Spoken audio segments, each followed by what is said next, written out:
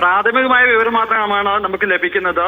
ഈ ആരോപണങ്ങൾ അജിത് കുമാർ നിഷേധിക്കുന്നുവെന്നാണ് ലഭിക്കുന്ന വിവരം. അജിത് കുമാറിനെതിരെ ഉദ്യോഗസ്ഥരുടെ മൊഴിയാണ് ഉണ്ടായിരുന്നത്. അജിത് കുമാറിന്റെ നിർദ്ദേശപ്രകാരമാണ് ADGP ഓഫീസിലെ 2 ഗ്രേഡ് SIമാർ ഈ അന്വേഷണം അട്ടിമറിക്കുന്നതിനുള്ള നടപടികൾ സ്വീകരിച്ചതെന്നായിരുന്നു നേരത്തെ നൽകിയിരുന്ന മൊഴി.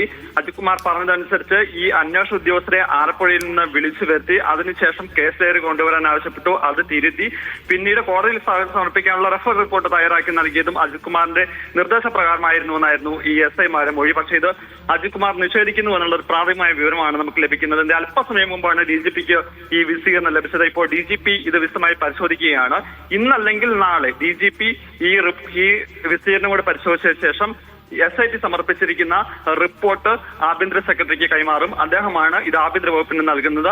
വൈകാതെ തന്നെ ആഭ്യന്തര വകുപ്പിന്റെ ഭാഗത്തുനിന്ന് അജിത് കുമാറിനെതിരെ നടപടി ഉണ്ടാകും എന്നുള്ളൊരു വിവരമാണ് ലഭിക്കുകയും ചെയ്യുന്നത്. എന്തായാലും ഈ വിശദീകരണം തേടിയതിനു ശേഷം 6 ദിവസമായി, കഴിഞ്ഞ 5 ദിവസമായി അജിത് കുമാർ അതിന് മറുപടി നൽകിയിരുന്നില്ല. അജിത് കുമാറിന് തിരുവനന്തപുരത്ത് ഉണ്ടായിരുന്നില്ല. അജിത് കുമാറിന് വിശദീകരണം തേടിയ വാർത്ത നമ്മളാണ് പുറത്തുവിടുന്നത്. അതിന് പിന്നാലെ ഇത്രയും ദിവസമായി ഈ റിപ്പോർട്ട് ആഭ്യന്തര സെക്രട്ടറിക്ക് നൽകി കഴിഞ്ഞാൽ അതിന്മേൽ എന്താണ് തുടർ നടപടി ഉണ്ടാകുന്നത്? അതായത് ചാർജ് മെമ്മോ കൊടുക്കുന്ന അടക്കമുള്ള നടപടികളിലേക്ക് കടക്കേണ്ടത് ആഭ്യന്തര വകുപ്പാണ്. അത് ഉണ്ടാകുമോ? കാരണം നമുക്കറിയാം ADGP സ്ഥാനത്ത് നിന്നും പ്രൊമോഷൻ ലഭിക്കേണ്ട ഒരു ഘട്ടത്തിലാണ് അജിത് കുമാർ ഉള്ളത്. അപ്പോൾ അത് 30-ാം തീയതിക്കുള്ളിൽ അതിലും തീരുമാനം വരേണ്ടതുണ്ട്. അപ്പോൾ ചാർജ് മെമ്മോ കൊടുക്കുക എന്നത് വളരെ പ്രധാനപ്പെട്ട ഘട്ടമാണ്. അതിലേക്ക് ആഭ്യന്തര വകുപ്പ് പോകുമോ? ആഭ്യന്തര വകുപ്പ് വ്യക്തമാക്കുന്നത് കടുത്ത നടപടി ഉണ്ടാകുമെന്നാണ്. അത് ഒരുപക്ഷെ സസ്പെൻഷൻ വരെ എത്തിയേക്കാം. പക്ഷേ സസ്പെൻഷൻ വന്നു കഴിഞ്ഞാൽ അജിത് കുമാർ ആദ്യം ട്രിബ്യൂണലിനെ സമീപിക്കും. അവിടെ നിന്ന് അനുകൂലമായി വിധി നേടാം. അതല്ല എന്നുണ്ടെങ്കിൽ കോടതിയെ സമീപിച്ച് അനുകൂലമായി വിധി നേടാം. നേരത്തെ TP സെൻകുമാർക്ക് അത്തരത്തിൽ സംസ്ഥാന പോലീസ് മേധാവി സ്ഥാനത്ത് നിന്ന് മാറ്റപ്പെട്ടതിന് ശേഷം കോടതിയെ സമീപിച്ച് അനുകൂലമായ ഉത്തരവ് വാങ്ങി അദ്ദേഹം തിരികെ എത്തിയ സാഹചര്യമുണ്ട്. ഈ കേസിൽ അങ്ങനെ ഒരു സാഹചര്യം ഒഴിവാക്കുക എന്നുള്ളതാണ് ആഭ്യന്തര വകുപ്പ് പരിശോധിക്കുന്നത്. അതിന്റെ ഭാഗമായിട്ടാണ് സസ്പെൻഷൻ അല്ല എന്നെങ്കിൽ അടുത്ത നടപടി എന്ത് എന്നുള്ളത്.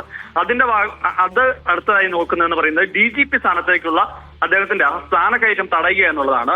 നിലവിൽ ഈ മാസം 31-ാം തീയതിയാണ് ഫയർഫോഴ്സ് മേധാവിയായിട്ടുള്ള നിതിൻ അഗർവാൾ വിരമിക്കുക. അപ്പോൾ സ്വാഭാവികമായും ADGPമാരുടെ സീനിയർ ആയിട്ടുള്ള അജിത് കുമാറിനെതിരെയാണ് ആ സ്ഥാനത്തേക്ക് വരേണ്ടത്. പക്ഷേ അദ്ദേഹത്തിനെതിരെ അന്വേഷണം പ്രഖ്യാപിച്ചാൽ സ്വാഭാവികമായിട്ടും ഒരു ചാർജ് മെമ്മോ നൽകും. അദ്ദേഹത്തിന്റെ സ്ഥാനക്കയറ്റം തടയാൻ സാധിക്കും. അതോടൊപ്പം തന്നെ ഈ അന്വേഷണം പൂർത്തിയാകുന്നതും വരെ അദ്ദേഹത്തിന്റെ സ്ഥാനക്കയറ്റം ലഭിക്കത്തില്ല. ആ അന്വേഷണത്തിൽ അദ്ദേഹത്തെ കുറ്റക്കാരനാണെന്ന് കണ്ടെത്തുകയാണെങ്കിൽ വിവരങ്ങൾ നൽകിയത് തിരുവനന്തപുരത്ത് നിന്ന്.